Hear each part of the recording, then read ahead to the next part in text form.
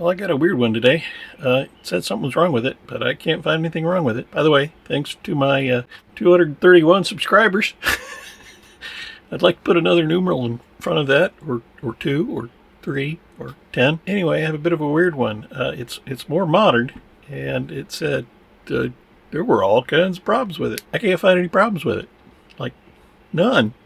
What I can find problems with is the remote. And I think it's all here. So let's play around with it. I'm going to try something I haven't tried, and I saw it on YouTube, so don't trust it.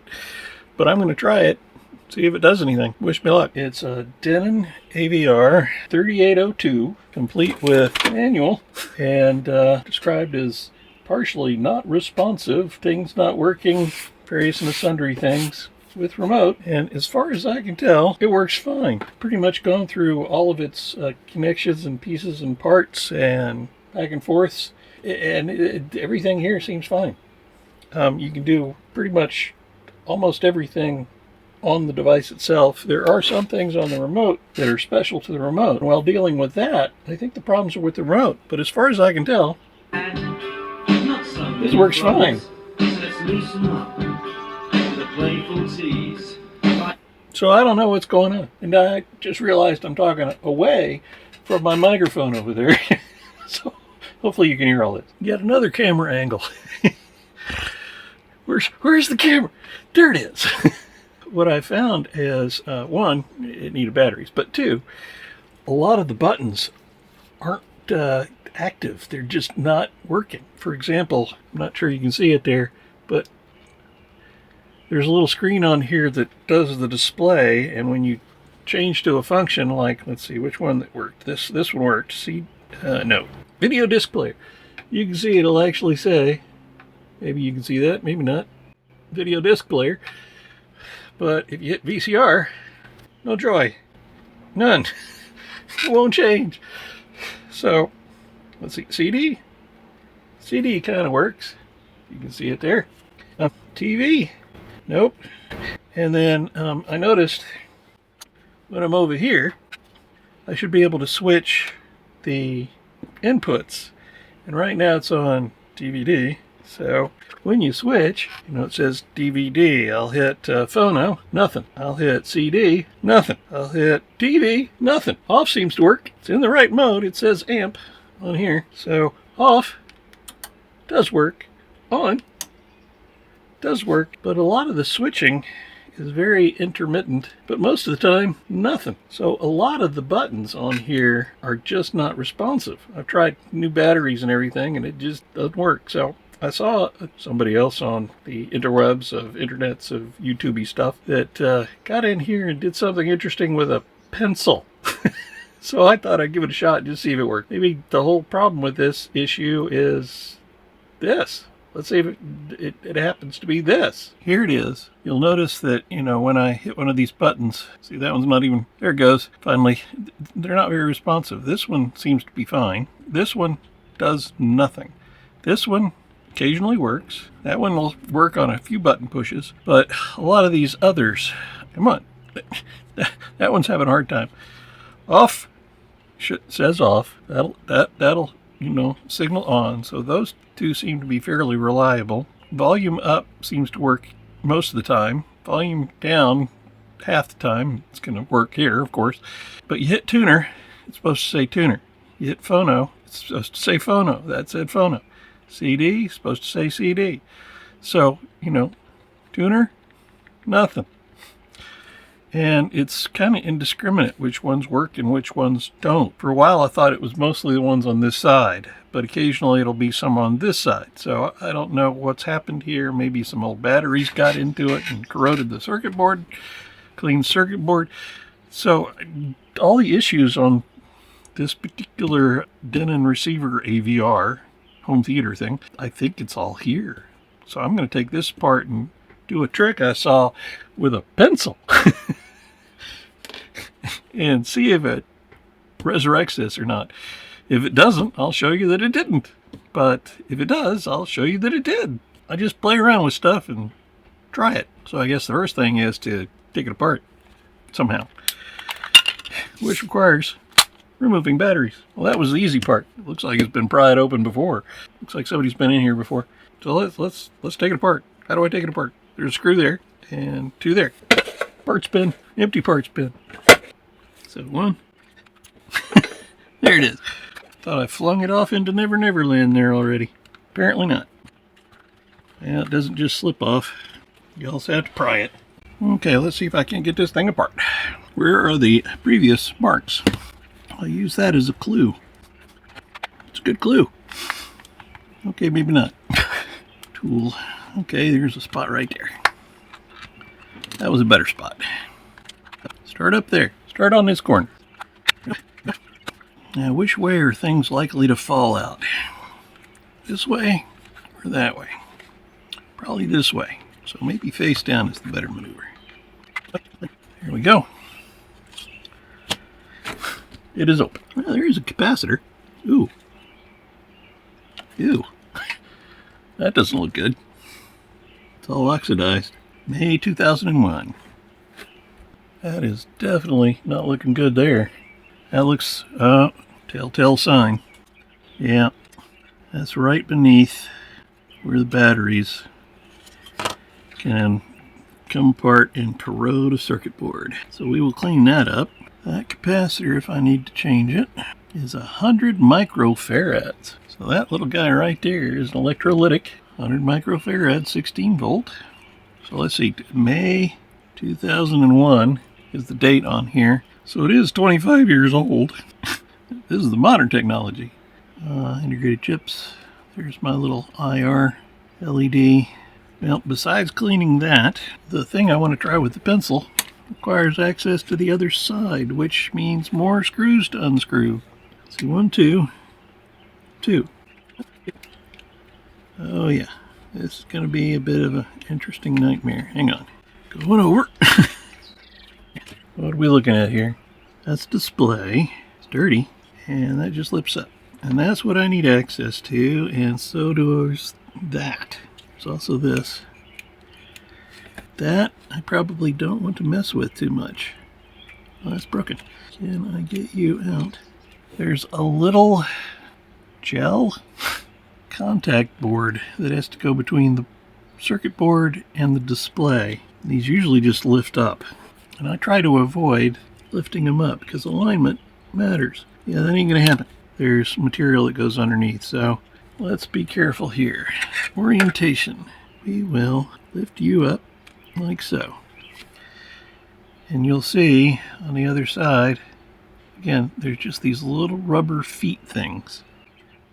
And they literally just kind of barely attach to all of those connections. So it was this way. So there. So again, I can now get to this. So what's happening here? What button is that? That is not a button. So I'm not going to worry about it. Part of the circuit board. No, but it is where this is. I'm trying to figure out what that white mark is. Pencil trick is all involved with this. Now I could do a double control and clean this, put it back together, see if it works. But I'm going to do both. I don't want to open this more than once. So what is the pencil trick? The pencil trick is trying to make these more conductive with the little conductive pads in here. So cleaning this up and making little button pads more conductive is the whole process. And I saw a video and I wanted to try it since I came to the conclusion that this is probably all the issues of the receiver. Snack time. Okay, now to work on this. These are contact pads that make connections with the pads on the board. Sometimes they don't stay very well conductive. So I saw some people do this and I wanted to try it on this. So what is it? Graphite. Take some graphite and put a coating on the pads and it helps the conductivity. You can use graphite that comes in a tube for a locksmith, or I'm cheap, so I thought pencil.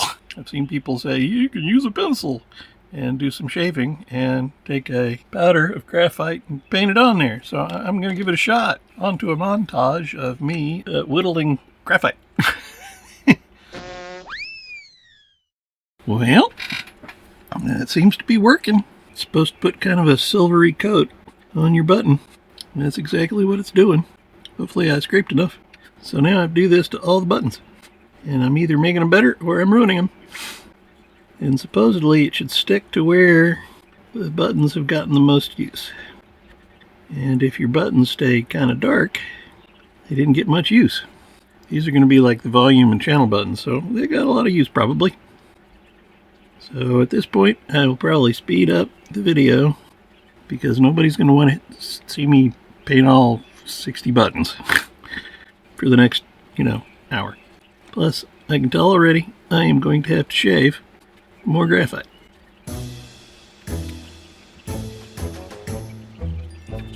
Okay, that looks about the way it should. Now these issues. Like here, which corresponds to here. That white stuff on the circuit board came from that little spot there, which apparently just looks like paint as far as I can tell. What I don't understand is this part of the circuitry? Looking at it here, there's a conductive pad here, and there's definitely a trace on this part. And I think it somehow comes down through here again, but that doesn't look like a trace. So I don't know if this might be part of the issue, because it is a little carbon footprint of some sort.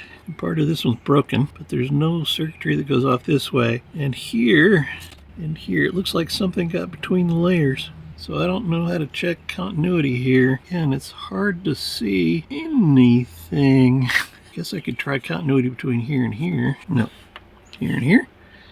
There. About between here and there. Well, at least that's good. So this definitely connects, because this connects to that, and that connects to this. Okay, those are definitely connected there. Somehow this is part of the circuitry. This is definitely suspicious. Okay, well, for the moment, let's just clean it up. A little bit of contact cleaner. Okay, ones that did not work.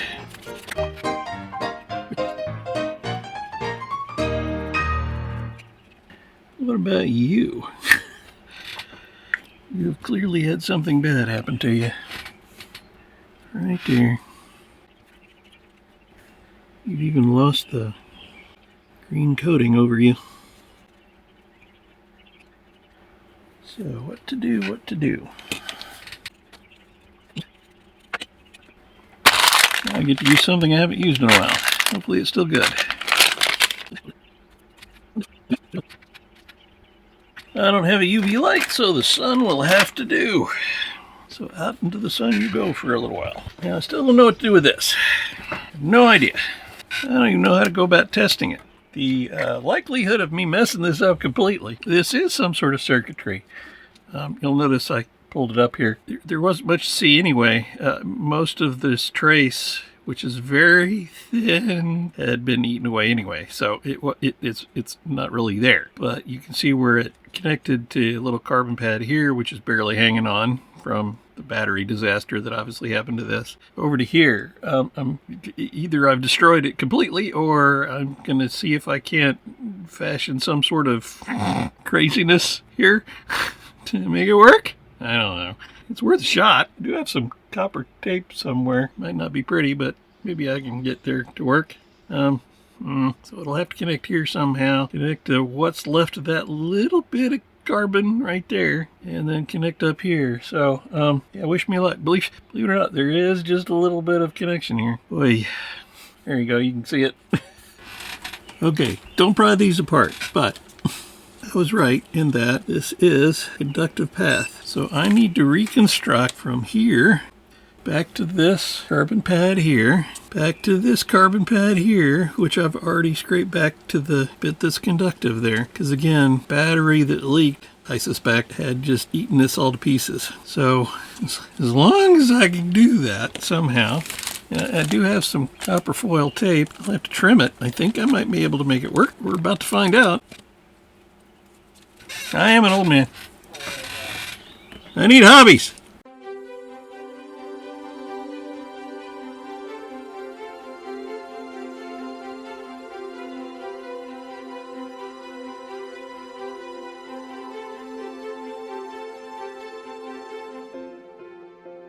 Okay, here's the deal.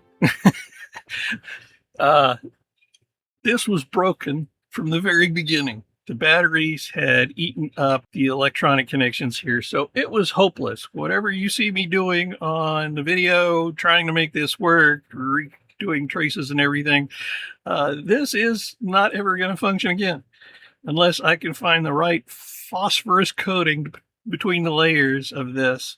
I actually have some conducting pins that I could draw out here, but I've tried that. I've done all kinds of things. It was essentially toasted the moment I even tried to do anything with it. The good news is the button trig is going to work. But what is this? It took me a while to figure this out, but what's actually happening here is there's 3 connections. This is a phosphoruminescent coating that is conductive. And when the backlight button is hit, this one, this is the light bulb. This is the light. This is like a little capacitor. And when you hit the backlight bulb, it puts a high voltage AC signal into the coating here, and it glows luminescently. So this is the light bulb. So this had not been working for a long time when the batteries ate through all of the conductive phosphorescent material here. It essentially killed it. But the good news is all the buttons work except the backlight button. And I got to finish this, put it back together without this and make sure it works, because I already have somebody who wants to buy the rest of it, even knowing that the light bulb is never going to work because they don't use it anyway. So let's put it back together and chuck this, because it's a goner. Bye. Don't ever take it apart. All the craziness I tried was wasted effort until I finally was able to find some information about what the heck this was. Delving into the deep features of the internet, I finally came across somebody who knew what the heck this was, because I sure didn't. But now you know, this was the light bulb. These were apparently pretty much a thing for a while, but apparently they're very fragile, and any sort of battery leakage and any sort of, flexing of it can break the conductive material. And it was also known to really drain batteries. You hit the backlight button too much and your batteries go toasted really quickly. So these kind of went, you don't see them, I don't think, anymore. This is like a 2000s kind of thing. Let's put it back together and make sure it works so I can finish this video and show you how I messed it up, but also discovered something and learned something, and maybe you did too. Oh, and if you can hear all of my air conditioners, fans, and everything, it's a scorcher out there today. Ah, it's hot. Okay, let's put the remote back together, all its pieces and parts. I hope I remembered the orientation of this right. I think I do. That is not right. What am I doing? This way. Get all the buttons in the right spots. Nope, that's not the right screw. Oh yeah, y'all go up here. All thumbs today. Okay, now this way. And we do a quick sanity check, make sure it's going to work. So I know if I put the screen in right, and I did, as it says amp, yay. Back to, uh-oh. Darn it. I didn't notice that fell out. Can I sneak it in? No, of course not. Oh, poo.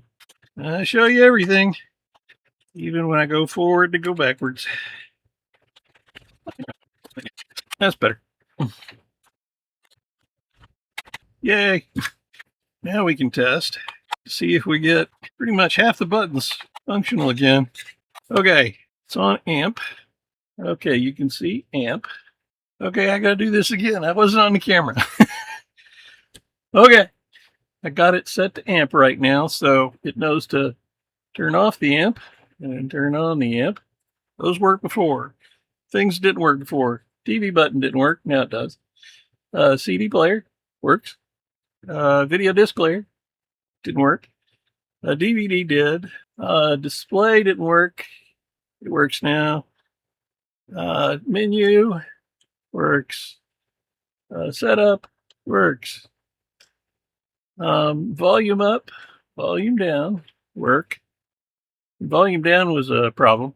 These don't work unless I program a TV remote code into it. Mute works. Now these, let's see, phono? Yep. CD? Yep. Let's see, VCR1 didn't work. It does now.